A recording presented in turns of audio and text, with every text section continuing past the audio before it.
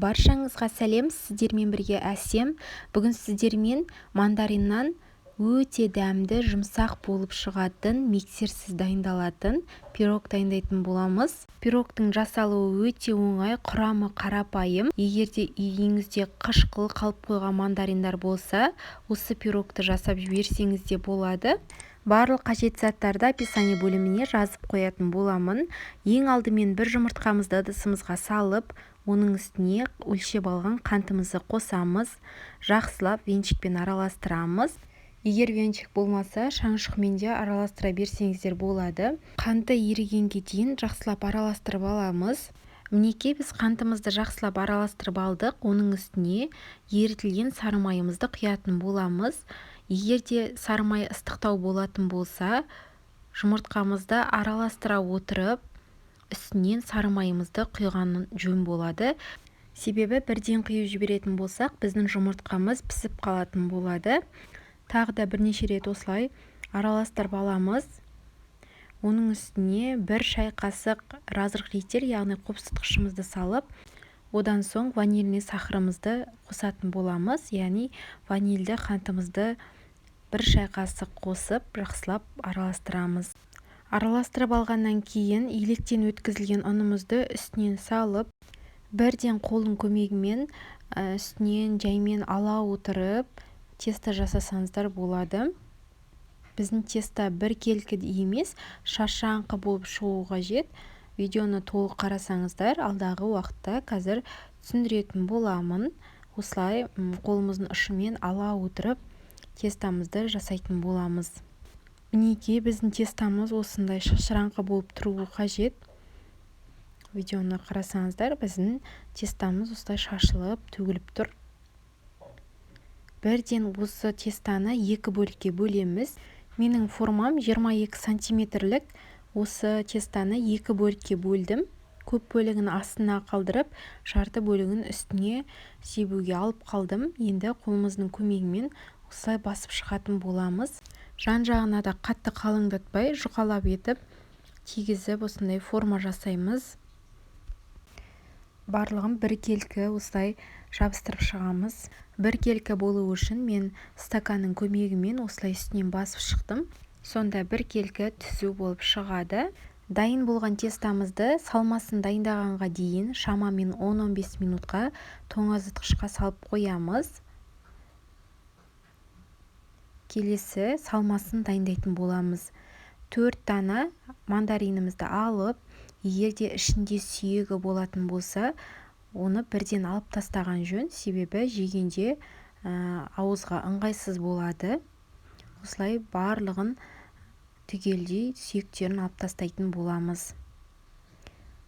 Қазір 3 дана мандаринді сүйектерін алып тастап, барлығын блендерден жақсылап өткізіп аламыз. 3 дана мандаринді блендердің ішіне салып қойдым. Енді қалған 1 дана мандаринді ортасынан кесіп, ортасындағы міндетті түрде сүйегін алып тастаймыз. Егер сүйексіз мандарин болса, онда тіптен жақсы болады. Мінекей біз мандариндарымызды блендерден жақсылап өткізіп аламыз. Барлығы біркелкі болып блендерден өтуі қажет. Блендерден өткізіп алған мандаринді отқа төзімді ыдысымызға салып, мандариннің үстіне қантымызды салып, егер мандарин тым қатты қышқыл болатын болса, сәл қантты қоссаңыздар болады. Келесі 2 үлкен қасықпен кукурузный крахмалымызды салатын боламыз. Яғни жүгері крахмалын. Барлығын жақсылап араластырып аламыз. Одан кейін ортасынан кесіп алған 1 дана мандаринімізді салып, жақсылап тағы да араластырып аламыз. Баяу отта барлығын жақсылап араластыра отырып, қоюлау масса болғанша дейін біздің мандариндарымызды осылай қыздырып аламыз. Сонда барлығы бізде массаларымыз бірігіп қоюланатын болады. Отқа қойғаннан кейін үздіксіз араластырып тұрған жөн, себебі біздің мандариндарымыз жабысып қалатын болады. Астыңғы бөлігі қою болғанға дейін араластырып тұратын боламыз. Мінекей біздің массамыз дайын болды. Мен оттың астын бірден өшіріп қойдым. Осындай қою масса болып шығады. Біркелкі мөлдір тап-таза болып шықты. Ішінде ешбір сүйегі жоқ. Біздің салмамыз сәл суығаннан кейін тестамызды тоңазытқыштан шығарып, үстінен шанышқымен басып жібереміз тестамыздың астыңғы бөлігін. Одан соң салмамызды үстіне салатын боламыз.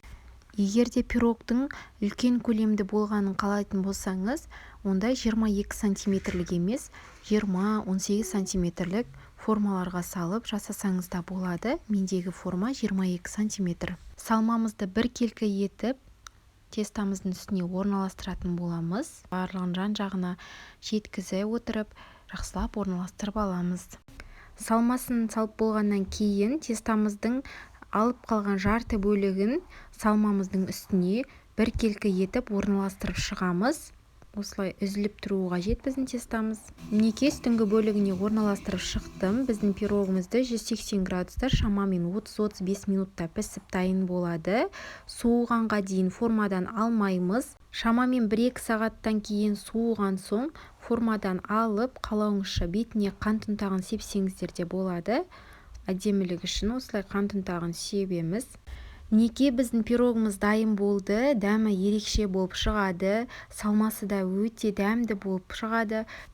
Маңызды бөлігі, яғни біздің салмамыз, мандарин егерде сәл қышқылдау болатын болса, үстінен граммынан көптеу етіп қантымызды қосып жіберсек, сонда біздің салмамыз да пирогымыз да дәмді шығатын болады. Кесілгенде де өте жеңіл, оңай кесіліп тұр. Бір күн өткеннен кейін бұдан да өте жұмсақ болып шығады. Дастарханыңыздың сәнін келтіретін, өте оңай жасалатын, қарапайым заттардан жасалатын өте ерекше пирог. Сіздерге ұнайды деген сенімдемін. Егер менің рецептім ұнаса, қазақша каналдың дамуына өз үлестеріңізді қосып, менің каналыма тіркеліп, лайк басып, пікір қалдыруды ұмытпаңыздар.